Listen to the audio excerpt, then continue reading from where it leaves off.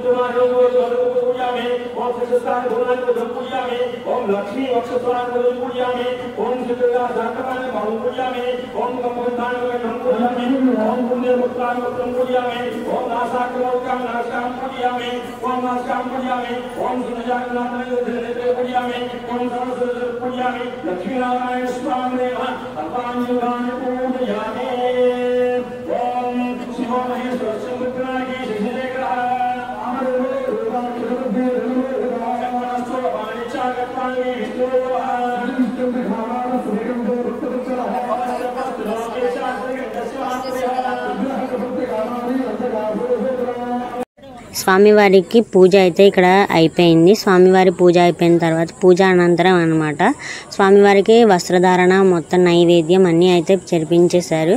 ఇంకా స్వామివారిని ఇంకా శాశ్వతంగా ఇక్కడే ప్రాణప్రతిష్ఠ అయితే జరిపిస్తారనమాట.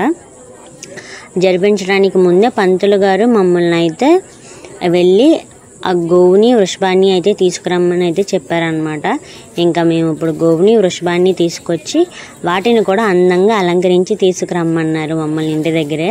ఇప్పుడైతే చూస్తున్నారు కదా, లక్ష్మీదేవిని ఒకవైపు, నారాయణని ఒకవైపు అయితే పెట్టి చక్కగా అయితే పంతులు గారు కన్నుల విందుగా అయితే పూజ జరిపించారు. ఇంకా మేము ఇంటికి వెళ్ళి చక్కగా స్వామి గోవుకి వృషభానికి అయితే మంచిగా పసుపు రాసి కళ్యాణ బొట్టు అయితే పెట్టాము.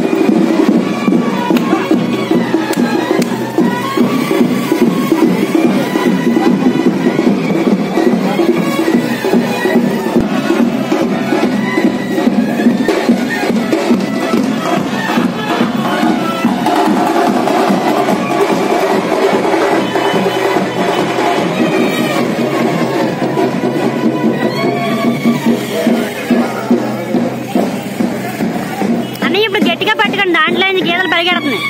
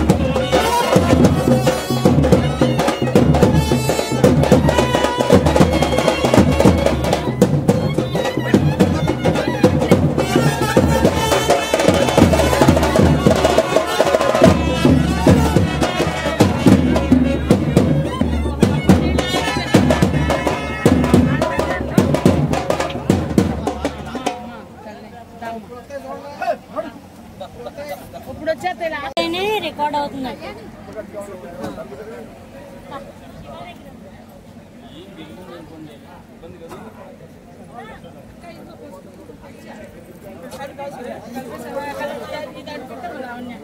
అమ్మా ముత్యం పగడం బంగారం ఆ నవధాన్యాలు అన్ని తీసుకుని అక్కడ గుడి దగ్గర రండి.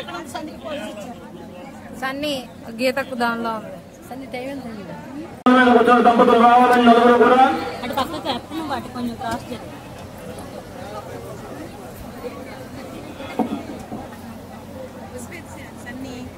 వాళ్ళ దగ్గర ఉంది.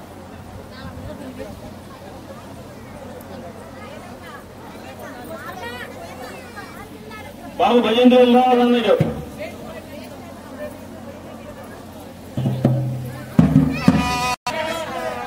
ఎటు రావాలి?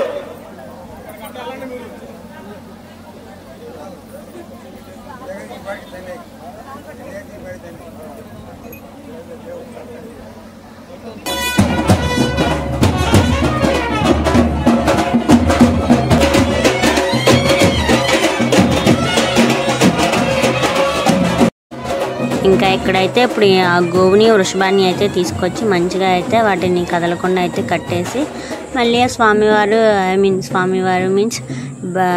పంతులు గారు అందరి చేత పసుపు అవి రాయించి మళ్ళీ బొట్ట అయితే పెట్టించారు. ఇంకా అప్పుడు లక్ష్మీనారాయణని మేము తీసుకొని ఇంకా గుడి చుట్టూ అయితే ప్రదక్షిణ చేస్తున్నాం అనమాట. మేళ తాళాల మధ్య ఇలా లక్ష్మీనారాయణను తీసుకొని మా పెదనాన్న అన్నయ్య అయితే ఇక్కడ తిరుగుతున్నారు, ప్రదక్షిణలు చేస్తున్నారు గుడి చుట్టూ. ఇంకా పంతులు గారు అయితే ఇక్కడ ప్రాణప్రతిష్ఠ కోసం అనమాట. ఆ 5 పంతులు గారు చెప్పాను కదా, 5 పంతులు గారు ఒక్కొక్కళ్ళు ఇలా ప్రాణప్రతిష్ఠ కోసం అయితే సిద్ధం చేస్తున్నారు ఒక పక్కన. మా పెదనాన్న వాళ్ళు ఇప్పుడు వరుడు తరపున మా పెదనాన్న అన్నయ్య వాళ్ళు అయితే ఈ పూజ కార్యక్రమాన్ని అయితే చేస్తున్నారన్నమాట. వధువు తరపునేమో మా ఆవునిచ్చారు కాబట్టి మా అత్త వాళ్ళు అయితే చేస్తున్నారు. వధువు తరపున వాళ్ళు, వరుడు తరపున వీళ్ళు ఉన్నైతే ఈ కళ్యాణాన్ని జరిపిస్తున్నారన్నమాట. ఇప్పుడు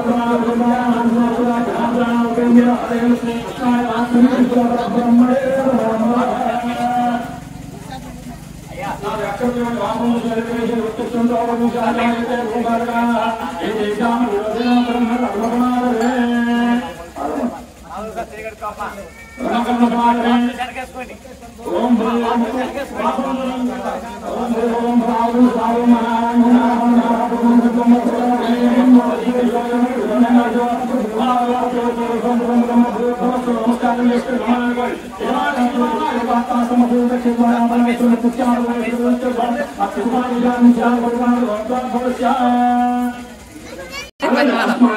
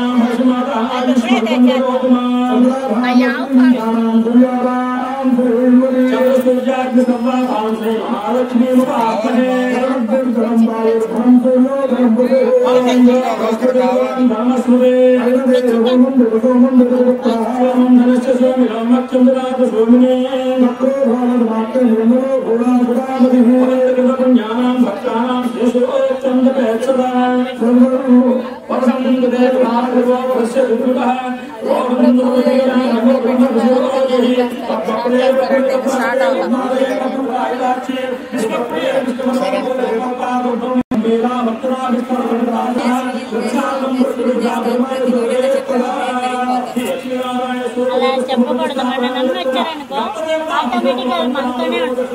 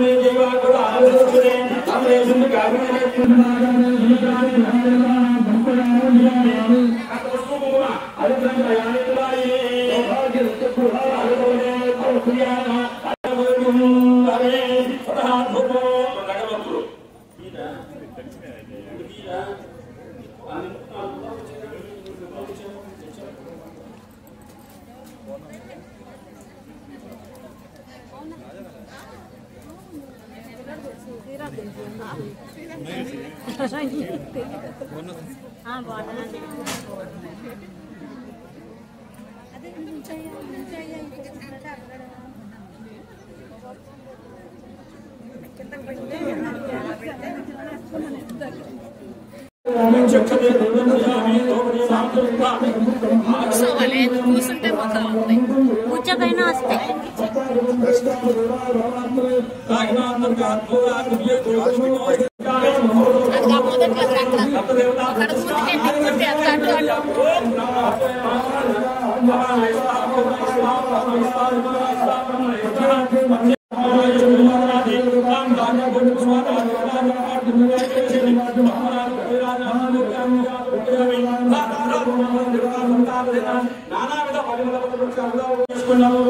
భక్తులందరూ ధనం పెట్టుకోండి. చెప్పండి. అపరాధ సహస్రాన్ని అహర్నిశం మయా దాసోయం ఇది మాం భక్త్వా క్షణసత క్షణస్త గర్వతే వద మమ కుటుంబస్య సర్వ అపరాధం క్షమానమో నాణ్యాలు తీసుకోండి బాబు. నవధాన్యాలు తీసుకోండి.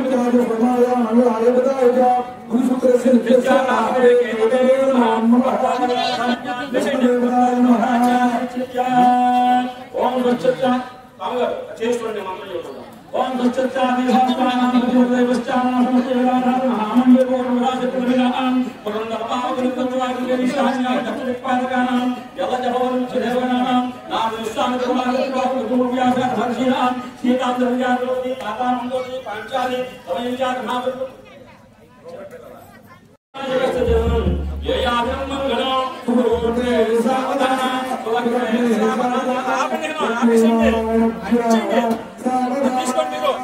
ఓం చెప్పండి.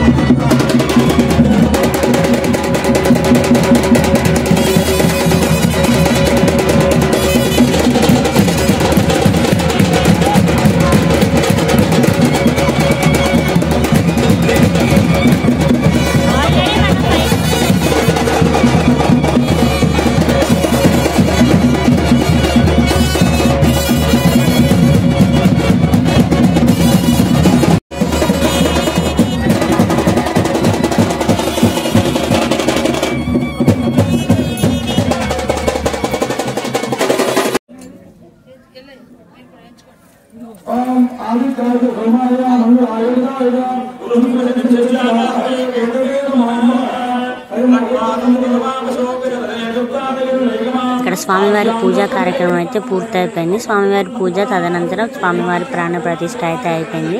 ఇంకా నెక్స్ట్ వచ్చేసి హోమము అండ్ కళ్యాణము అనమాట. కళ్యాణం జరిగిన అనంతరం గిత్తదోడకి శంకు చక్రాలను అయితే ముద్రలు వేసి అయితే ఇలా చూసి వదిలేస్తారనమాట. ఇంకా ఆ కార్యక్రమాన్ని అయితే నెక్స్ట్ వీడియోలో పోస్ట్ చేస్తాను. ఇంకా ఇక్కడ ప్రాణప్రతిష్ఠ అనంతరం మా గోత్రికుల అందరి చేత నవధాన్యాలను అయితే వేయిస్తున్నారు అన్నమాట పంతులు గారు. అందరూ మా గోత్రికులు మా అన్నదమ్ములు అందరూ అయితే ఇలా స్వామివారికి నవధాన్యాలను సమర్పించి దండం అయితే పెట్టుకుంటున్నాము. ఇంకా నేనైతే మిమ్మల్ని ఈ పుణ్యాలని మీ వరకు అయితే తీసుకొచ్చాను అనమాట. వెంకటేశ్వర స్వామి నన్ను ఇక్కడ వరకు అయితే ప్రోత్సహించి ఈ పుణ్యాన్ని అందరికీ పంచమని చెప్పారు. ఇక్కడి నుంచి మీ ఇష్టము, ఈ పుణ్యాన్ని అందరికీ మీరే పంచుకోవాలి. And thank you so much.